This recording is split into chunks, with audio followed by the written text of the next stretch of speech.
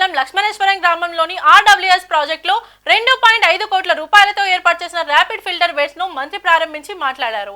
ప్రజలకు తాగునీరు అందించాలనే లక్ష్యంతో కేంద్ర ప్రభుత్వం జలజీవన్ మిషన్ ను అందుబాటులోకి తీసుకువస్తే గత వైసీపీ ప్రభుత్వం ఈ పథకాన్ని వినియోగించుకోలేకపోయిందన్నారు. ఈ కారణంగా ఏపీలో ప్రతి ఇంటికి కుళాయి నీరు అందించలేకపోయామన్నారు. అయితే కూటమి ప్రభుత్వం అధికారంలోకి వచ్చిన తర్వాత పథకాన్ని పొడిగించుకుని ప్రతి ఇంటికి నీరిచ్చే కార్యక్రమానికి శ్రీకారం చుట్టిందన్నారు. ప్రభుత్వ విప్ బొమ్మిడి నాయకర్ విజ్ఞప్తి మేరకు నియోజకవర్గంలోని ఆరోగ్య కేంద్రాల అభివృద్ధికి సిఎస్ఎఫ్ నిధుల కింద 72 లక్షల రూపాయలు మంజూరు చేయించినట్లు మంత్రి తెలిపారు.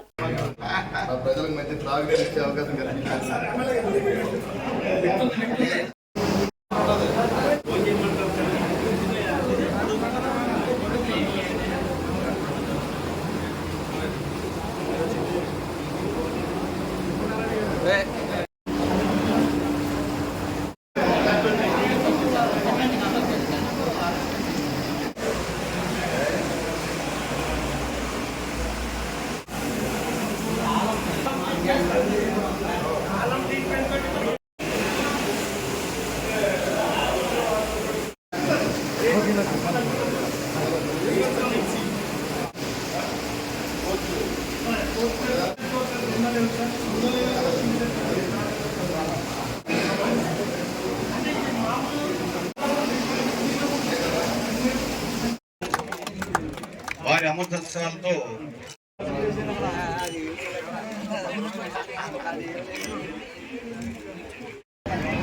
అమ్మా ఒక్క నిమిషం మీరు కొంచెం ఆగండి, కొంచెం ఎలాంటిగా ఉండండి. మీ అందరికీ కూడా ఇప్పుడు మొన్న జరిగిన ఎలక్షన్స్ లో మీరు నర్సాపూర్ నియోజకవర్గంలో మీ అందరికీ కూడా మరి ఎప్పుడు కూడా మీ అందుబాటులో ఉంటాం. ప్రజలందరూ కూడా మీకు రిప్రజెంటేషన్ ఇస్తున్నారు.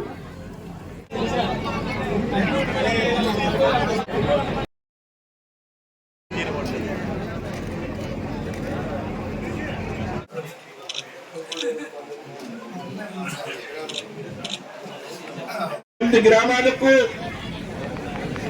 24 హ్యాబిటేషన్స్ కి రక్షిత మంచినీటి సరఫరా చేసేటువంటి విధానం, ఈ విధానాన్ని ఇవాళ ఈ ప్రాంతంలో ప్రారంభించుకోవడం జరుగుతుంది ఎమ్మెల్యే గారు చేతుల మీదుగా. వాస్తవంగా జలజీవన్ మిషన్ పథకం ఏదైతే ఉందో, ఈ జలజీవన్ మిషన్ పథకం ద్వారా నరేంద్ర మోడీ గారు 2019లో దీన్ని ప్రారంభించడం జరిగింది. 2019లో ఈ రాష్ట్రంలో ఈ దేశంలో ఈ పథకం ప్రారంభించినప్పటికీ కూడా కొంత రాష్ట్ర సహకారంతో అమలు చేయాల్సినటువంటి పథకం ఇది. అయితే దురదృష్టవశాత్తు సంబంధించి రాష్ట్రం నుంచి వెచ్చించాల్సినటువంటి కొన్ని నిధులు వెచ్చించినటువంటి కారణంగా ఆంధ్రప్రదేశ్ లో జలజీవన్ మిషన్ సంబంధించి అన్ని పనులు కూడా మధ్యలో ఆగిపోయినటువంటి సందర్భాన్ని మనంతా కూడా గుర్తించాలి. ఇవాళ జలజీవన్ మిషన్ పథకాన్ని ఉపయోగించుకునేటువంటి రాష్ట్రం దేశంలో ఏమైనా ఉన్నదంటే గతంలో ఆంధ్రప్రదేశ్ ప్రభుత్వం. ఇవాళ కూటమి ప్రభుత్వం అధికారంలోకి వచ్చాడు. నరేంద్ర మోడీ గారు, చంద్రబాబు నాయుడు గారు, పవన్ కళ్యాణ్ గారు 3 పార్టీల కలిసి అధికారంలోకి వచ్చినటువంటి ప్రభుత్వం జలజీవన పనుల యొక్క మిషన్ పనులు వేస్తున్నారో వేగవంతంగా పూర్తి చేస్తా ఉన్నారు. అన్ని గ్రామాల్లో పెండింగ్ లో ఉన్నటువంటి పనులను పూర్తి చేస్తాం. 2020 యాక్చువల్ గా ఈ సంవత్సరంతో జలజీవన్ మిషన్ బడ్జెట్ ఏదైతే ఉందో కేంద్ర ప్రభుత్వం 19 నుంచి 25కు మాత్రమే ఇచ్చింది. నిధులు మురిగిపోయేటువంటి పరిస్థితి. అయితే మోడీ గారు మొన్న బడ్జెట్ లో జలజీవన్ మిషన్ నిధులు పెద్ద ఎత్తున ఉపయోగించుకోకుండా ఉండిపోయినాయి కాబట్టి 28వ సంవత్సరం వరకు జలజీవన్ మిషన్ యొక్క పరిమితిని పెంచడం జరిగింది. తద్వారా ఇవాళ పెండింగ్ లో ఉన్నటువంటి అన్ని ప్రాజెక్టులను కూడా ఈ రాష్ట్రంలో జలజీవన్ మిషన్ పథకం ద్వారా పూర్తి చేసుకోవడానికి అవకాశం ఉంది అనేటువంటి విషయాన్ని మనంతా కూడా గ్రహించాలి.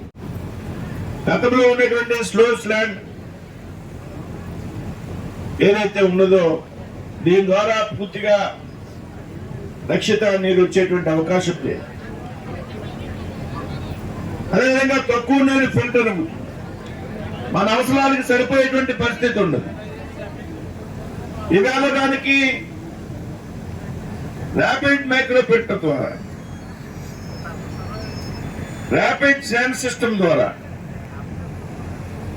20 లక్షల లీటర్లు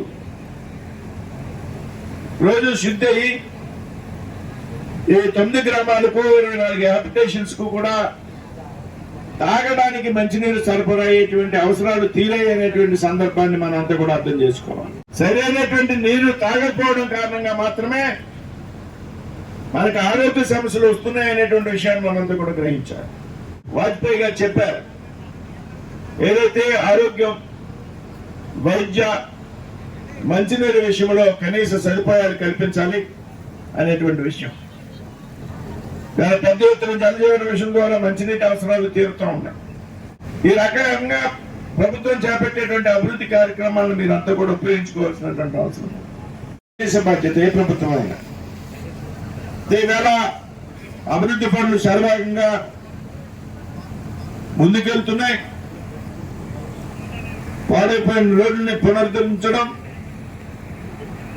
చక్కగా మంచినీటి సౌకర్యం కల్పించడం, అనేక రకాలైనటువంటి సబ్సిడీ కార్యక్రమాలను కొనసాగించడం, కొత్త పథకాలు ప్రవేశపెట్టడం ఇవాళ దేశంలో, రాష్ట్రంలో జరుగుతూ ఉంది.